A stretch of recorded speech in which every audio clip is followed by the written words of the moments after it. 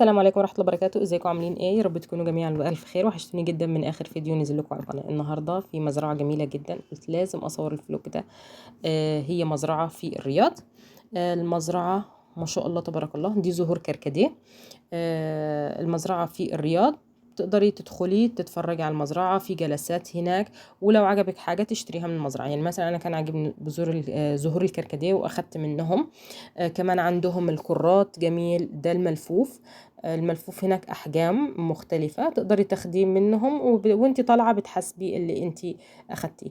كمان ما تفوتوش الذرة المشوية، جميلة جدا ولذيذة.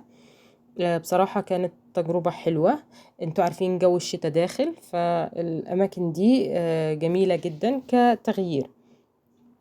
كمان متوفر عندهم، شفت البامية، الذرة، البتنجان والملفوف. شفت كم شجرة من أشجار الفلفل، هصور لكم إياه أو صورته لكم هنا أهو. كمان عندهم الكوسة. كتجربة حلوة، اللي عندهم أطفال وحابين ياخدوهم ما بين المزارع دي يتفرجوا على المزارع، يغيروا فيها أجواء المكان، حلو جدا بصراحة. عاملين هم جلسات جميلة، كراسي وطاولة، وتقدري يعني تاخدي حاجتك وتروحي تقعدي هناك، يعني دلة شاي دلة قهوة، وتقعدي هناك بصراحة مع أولادك. قضينا يوم حلو جدا ولطيف. دي الكوسة. قضينا يوم حلو لطيف. كمان عندهم بط وحمام، دجاج. اذا ما خابش ظني برضو صورته لكم، هيكون الصور في اخر الفيديو او الفيديوهات في اخر الفيديو. دي الكوسة، شايفين شكلها كتجربة حلوة حلوة جدا.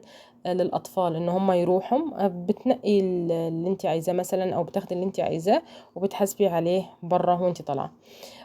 بس كده، يا رب الفيديو يكون عجبكم. نسيت اقول لكم المزرعة فين. المزرعة اسمها مزرعة آل صالح في العيينة، اكتبوا على جوجل ماب مزرعة آل صالح او كشك آل صالح في العيينة، هيطلع لكم الموقع.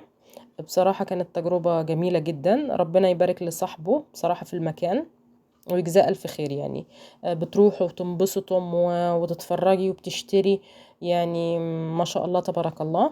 بس كده مني أنا ومن قناتي، بتمنى للجميع يوم سعيد، أترككم في حفظ الله ورعايته، مع ألف سلامة.